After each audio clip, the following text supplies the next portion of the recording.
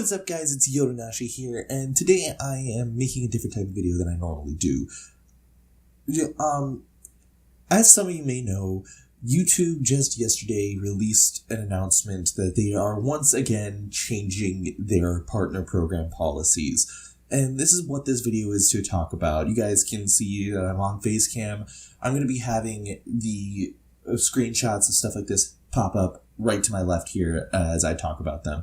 So there are all sorts of changes being made that really don't benefit anyone, to put it bluntly, except for YouTube itself. And it's really unfortunate. For those of you that don't know, what these changes mainly consist of is previously in 2017, YouTube updated their partner program to where now you were required to have 10,000 total lifetime channel views. Honestly, that's understandable. It's very understandable to have a view limit on your channel in order to monetize and actually earn money from making videos. I had no problem with that requirement. That's a doable requirement and a threshold that shows that you are actually committed. However, they just now updated it to where now, in order to monetize any of your videos, you have to have at least 1,000 subscribers and 4,000 total hours of views. Not 4,000 total views, 4,000 minutes, 4,000 hours. I'm just going to quickly do a bit of math here to tell you guys. Let's go ahead and figure that we have 24 hours in a day. That would put it at meaning that you have to have someone watching your videos for a total of 166 days. Guys, that's ridiculous. It's almost half a year. Someone would have to be watching your videos straight in order to hit this. And where the issue comes in here is small creators. The 1,000 subscribers, okay, fine. Add that as a threshold. The 4,000 hours of views is where the issue comes in. And I know I'm sounding like I'm complaining right off the bat. I don't want to come off as complaining right away, because I am going to complain about it a little bit. Little disclaimer. I want to talk about my thoughts on it. This is what this really is here. I don't want to sound whiny, pleady, anything of that. Whatever. I'm trying to process my words to where things don't look bad, because honestly, I don't know who's going to see this video. My hope is that this video will actually be shared around so that people can maybe get into YouTube and maybe we can have some sort of changes made. Because what this is really doing is it's affecting smaller creators, groups like Abyssal Gaming, people like Jeremy, a good friend of mine, who has been doing amazing. He's been growing very rapidly. He's gained almost 100 subscribers in the past month alone. And now all of a sudden, he's not able to monetize his videos anymore. Because let me go ahead and read you guys bits of the post. So YouTube, this was posted on Tuesday, January 16th, 2018. This was 2 days ago. So they said 2017 marked a tough year for many of you, with several issues affecting our community and the revenue earned from advertising through the YouTube Partner Program. What they're referring to here is, in layman's terms, what is referred to as the adpocalypse. This is where the rules on advertiser friendliness became much more stringent, and then they also implemented the 10,000 lifetime views rules. Despite those issues, more creators than ever are earning a living on YouTube, with the number of channels making over six figures, up 40% over year. That means that they're saying that the amount of people who are making over $100,000 every year making YouTube videos is up 40%. Personally, I'm not seeing where they're getting those statistics, because monetization is not something that you generate very well off of. In order to understand that, you'd have to go look into more of the partner program, because in order to monetize, just because you monetize a video doesn't guarantee you to make the money. It has to do with advertisers choosing to advertise on your videos. It has to do with making sure you're advertiser friendly, making sure you're not demonetized, and then also the views that you get. And they actually talk about that a little bit later on in this post. So in 2018, a major focus for everyone at YouTube is protecting our creator ecosystem and ensuring your revenue is more stable. appreciate that part because YouTube revenue has never been very stable. It's always been very fluctuating on what you can and can't get. So in April of 2017, I was talking about this earlier. In April 2017, they set the eligibility requirement of 10,000 lifetime views. This is a normal, understandable requirement, in my personal opinion. A lot of people didn't like it. A lot of people thought that it was ridiculous, that it shouldn't have happened. Personally, I thought it was all right. YouTube felt over the past couple months that they needed a higher standard. And so, starting on Tuesday, this past Tuesday, because today is Thursday as I'm recording this, they changed the eligibility requirement for monetization to 4,000 hours of watch time within the past 12 months. Take note of that because I'm going to talk about that in just a moment. And 1,000 subscribers. They've arrived at these thresholds after thorough analysis and conversations with creators like us, they said. They will allow them to significantly improve their ability to identify creators who contribute positively to the community and help drive more ad revenue to them and away from bad actors, quote unquote. That's the words they literally say, as you see in the screenshot, is bad actors. These higher standards will also help prevent potentially inappropriate videos from monetizing, which can hurt revenue for everyone. That's another point I'm going to talk about a little bit more in just a second. The other thing that they're doing is on February 20th of this year, 2018, they're implementing this threshold across existing channels. And this is huge, guys. So they're allowing a 30-day grace period. On that date, channels with fewer than 1,000 subs or 4,000, or 4,000 watch hours will no longer be able to earn money on YouTube. When they reach 1,000 subs and 4,000 watch hours, they will be automatically reevaluated under strict criteria to ensure that they comply with the policies. New channels will need to apply and their application be evaluated when they hit the milestones. So let me hone in on that paragraph just a second here. February 20th, they're applying this to existing channels. This means that people, I'm going to use Jeremy as an example. Jeremy, I believe he was able to monetize. He's had over 10,000 lifetime channel views. Another person that I know personally that was in this situation is a gentleman by the name of Marshmallow Expert, has over 1,000 or over 10,000 channel views and was able to monetize. Granted, their monetization will not be very high as they are just barely past the requirements, but they are past them. So they were able to monetize. Jeremy is just about to hit 600 subscribers. Marshmallow has about 1,000, but does not have anywhere near 4,000 total watch hours. Both of these people will not be able to monetize the videos that they already earned the right to monetize at all. What YouTube has essentially done here is they've taken income from smaller, growing, very rapidly growing. Jeremy, for example, I've seen his analytics. He's talked to me about it. He showed me the graphs of projected growth, and he's projected to reach 1,000 subs by the end of the year. And yet, he's no longer able to monetize his work. The stuff that he has worked so hard on for so long and finally reached the standards and was exceeding and growing past the standards, he can't do anymore.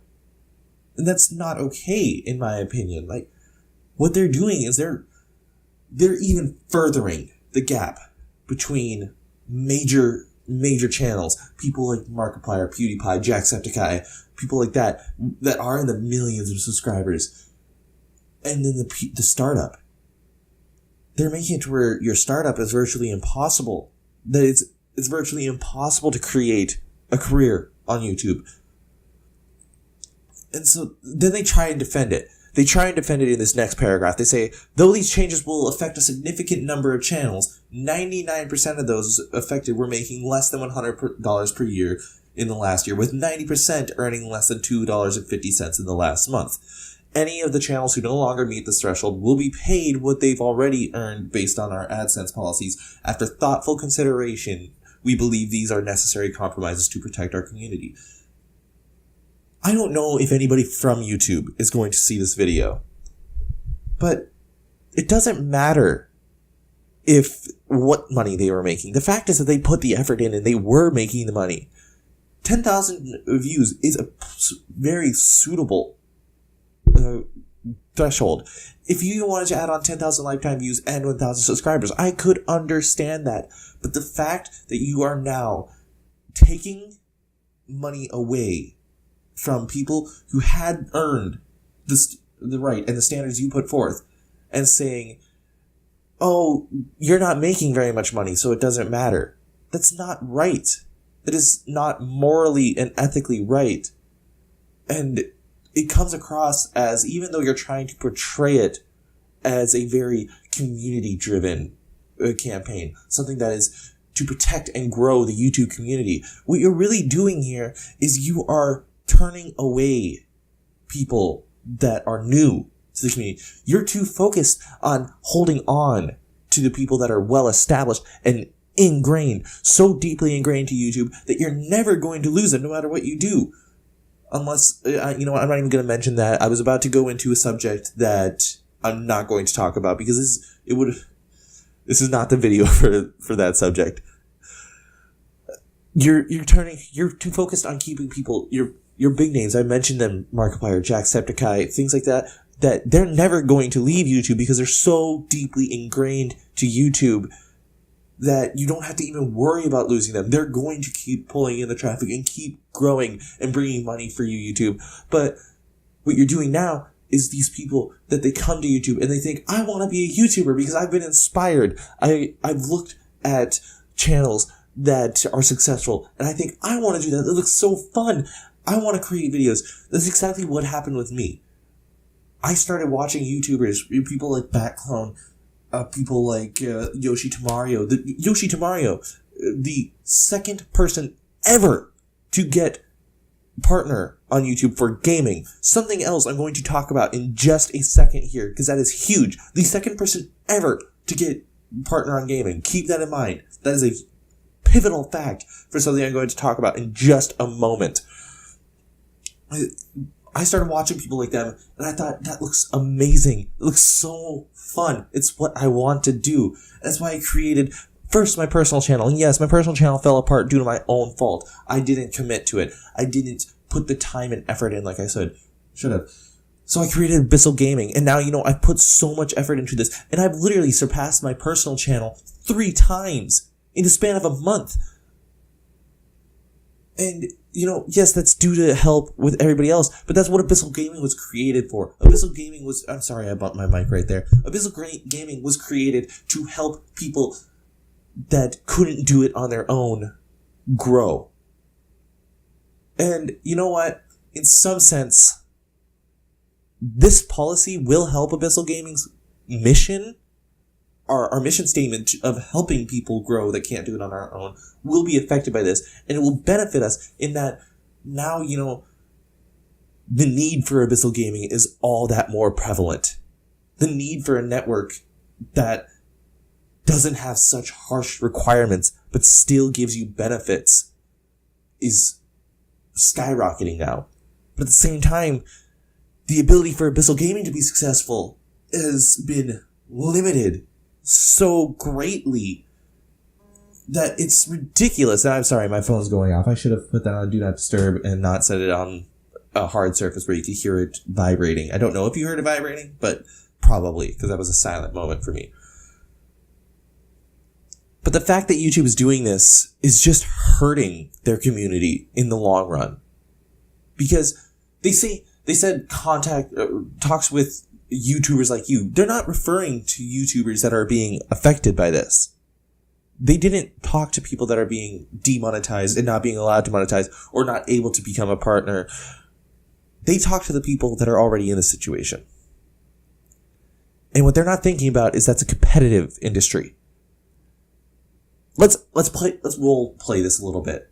Let's say that I'm a YouTuber and I've got 2.5 million subscribers. I'm making, we'll be liberal, or no, we'll be conservative with the money. They said over 6 figures. I'll drop it down and say I'm making $60,000 a year making YouTube videos. YouTube comes to me and they say, hey, we've got a lot of people that are being monetized and we're thinking that we want to increase the requirements where they can't be monetized. What would you think about that? What's going to go through my head? I'm going to think, okay, so there's a lot of people being monetized right now. while YouTube is a major corporation and has almost infinite money being owned by Google, their money is finite. They are limited in what they have. Maybe, just maybe, if there's not as many people they have to pay, they can pay me more. What do you think I'm going to say? I'm going to say, yeah, that's a great idea. You know what? Let's make the requirements much stricter, because here's what that does. That shows commitment. That makes it to where we know that the people that are getting paid money deserve it. And really, that has the ulterior motive behind it of, I just want to get the money for myself. Because that's honestly what it's become today in YouTube. Too many people are concerned about only the money. Abyssal Gaming, let me clarify this right away. I'm not complaining about the fact that I'm not going to get money for this, because Abyssal Gaming is not going anywhere. We are going to keep making our videos because this is what I love. This is what I want to do. But the big names, the bigwigs, they are concerned about the money because it's literally their job. They've literally built studios in their houses or rented out office buildings. One of my personal favorite channels to watch is Team 4-Star Gaming. They literally have rented out a building that they use as office space, that their job is to go there every day, record and edit videos to post on YouTube and live stream on Twitch. And I'm going to talk about Twitch in just a second also, because that's good. The viability of Twitch has just skyrocketed as well.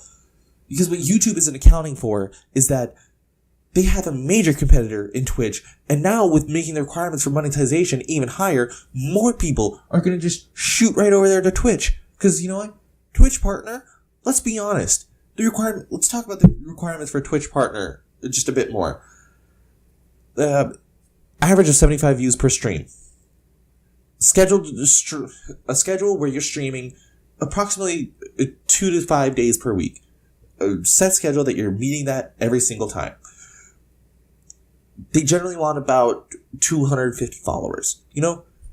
So think about that. 75 people per stream, schedule streams. Schedule streams are, first of all, easy. You know, they want you to stream, I can't remember the exact numbers. I want to say they want you to be streaming for 6 to 10 hours weekly. That's no problem. That's drop in the bucket. Getting the followers and the views is a little more challenging, but it's not nearly as challenging as 4,000 total hours in the past 12 months. It's a huge thing. Not 4,000 total lifetime hours, 4,000 in the past 12 months, which is what I'm going to talk about in my next point.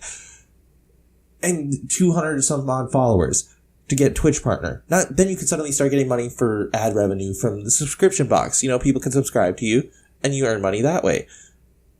You can start receiving bits, donations, where people can watch ads to earn bits, and then they give you the bits and you receive the money from the ads. It's so much easier to monetize on Twitch. And so why wouldn't you just shoot right over to Twitch and say, you know what, YouTube, I'm done. I'm going to focus on live streaming.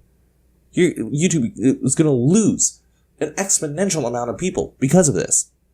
Now, let me talk about the 4,000 total hours in the past 12 months versus 4,000 in the past lifetime. Not past lifetime, in lifetime view.